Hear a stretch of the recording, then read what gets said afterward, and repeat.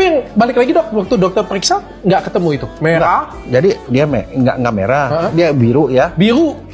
Terus saya tekan kan, forensik kan biasa kan kalau mau periksa ini kan saya tekan gini kan, tekan supaya lambungnya ketekan terus keluar hawa kan. Saya giniin, saya nggak nyium. Nggak nyium Sama sekali. Saya nih ya, saya kan dosen cyanida selama 30 tahun. Dosen cyanida. Nggak, kalau saya nggak di mahasiswa lagi otopsi. Saya masuk kamar otopsi cyanida tuh saya bilang. Atas dasar apa dokter berani ngomong dokter cyanida? Cium. Baunya itu. Dokter pernah melihat cyanida itu sendiri? Oh saya penelitinya, saya yang neliti. Ampun bos.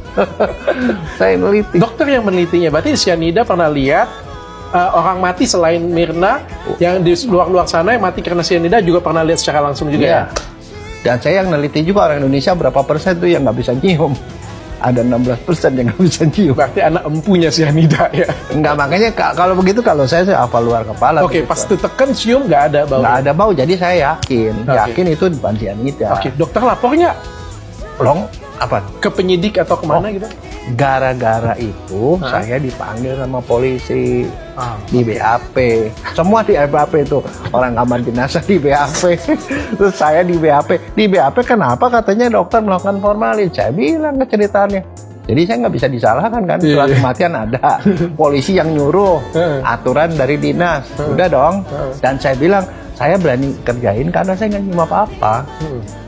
Nah, udah akhirnya karena nggak nyium apa-apa, ya udahlah. Saya bilang dia mau salahin saya nggak bisa. Tapi itu masuk di dalam berkas nih, berkasnya Mirna segini nih. Tebalnya itu yang ada di itu di bagian itu kesaksian saya ada. Nah, semua orang yang dipanggil sebagai di BAP dipanggil ke pengadilan, kecuali saya. Saya dipanggil sama jaksa. Kan mestinya kan untuk menguatkan itu dipanggil saya. Nah sekarang gini ya, orang kematian, orang mati. Yang ahlinya siapa sih? Dokter kan? Iya. Nah, jadi kesaksian dokter mestinya utama. Karena itu namanya saintifik kan. Yang mati nih orang, ya mesti diomongnya orang yang melakukan pemeriksaan dong. Iya. Si dokter selamat tuh di BAP. Nah, saya itu juga masih di BAP sebagai orang pertama kali yang memeriksa, ngelihat jenazah dari itu. Saya nggak dipanggil. Nah, ceritanya itu kasusnya dipegang sama Pak Oto. Berkas gini, dia baca itu satu-satu. Si Pak Oto kan bukannya tipe pengacara yang ada gitu, dia serahkan anak buahnya. Enggak, dia baca, pergi ke satu tempat, dia baca satu-satu. Ini kok nggak dihadirkan? Cari orang ini. Saya dicari, dihubungin sama Pak Oto. Sebenarnya dokter saya udah baca, tapi sebenarnya yang dokter temukan apa gitu? Loh, kalau gitu dia nggak salah dong. Itu dia ngomong. Itu dia nggak salah dong.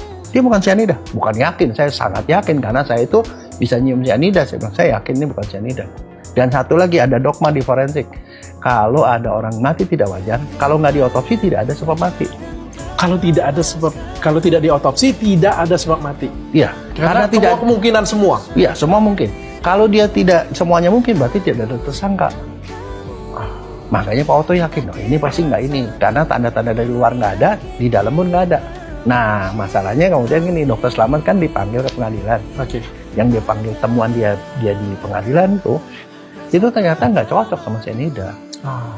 Isinya di dalam lambung darahnya hitam. Itu di dalam lambung tuh ada tukak lambung, ulkus.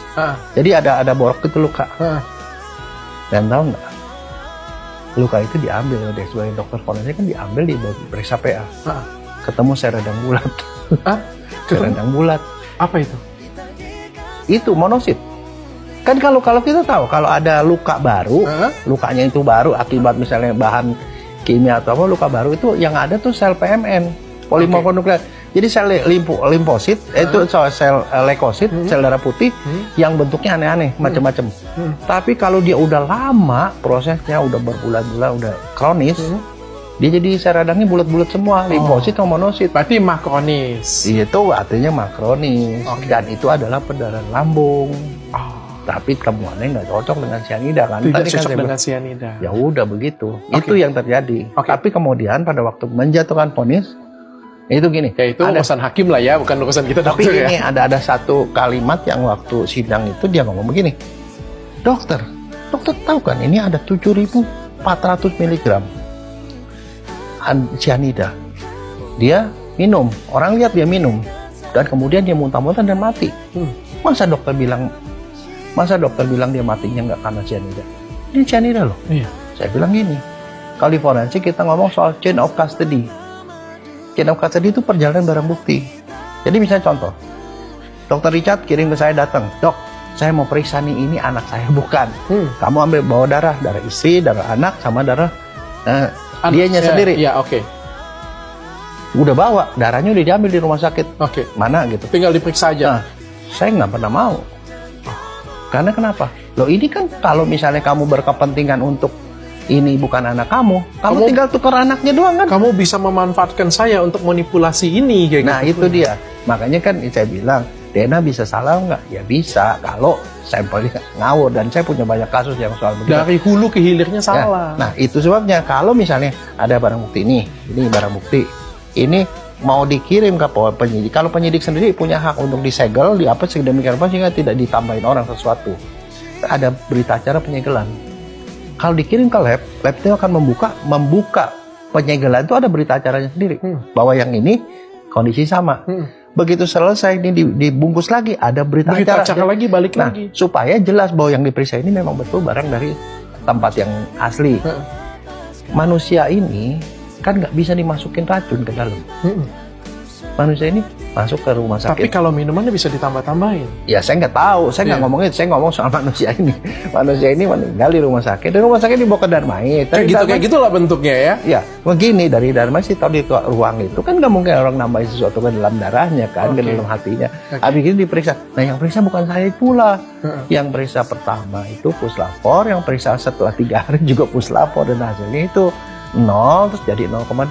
0,2 saya bilang impossible, itu berasal dari yang pertama. Kalau logikanya masuknya banyak, itu jadi sedikit karena nguap. Ya dong. Tapi kalau di sini negatif berarti ya negatif lah. Di sini ada pun 0,2 itu terlalu minim. Kecil banget. Nah, sekarang kan saya bilang cyanida tuh ada di sekeliling kita loh. Ada di apel ya katanya. Kamu ngerokok. Oh, Di rokok ada cyanida. Ada di rokok kan ada 300 bahan kimia yang berbahaya. Salah satunya cyanida. salah satu cyanida. Kamu ngerokok. Nah, salah satu cara untuk mendeteksi kamu ngerokok, kamu bilang, Richard, kamu ngerokok apa enggak? Saya punya tes nih. Saya pernah bikin tes. Ditaruh di lidah kamu, set jadi biru. Ah, kamu bohong. Kamu ngerokok tadi. Oh, Itu aja bisa terdeteksi. Thiocyanate yang dideteksi. Saya cuma ngomong. berarti nggak bisa lari dong sebenarnya ya. Kalau memang iya atau enggak, kalau misalnya memang diperiksa benar-benar,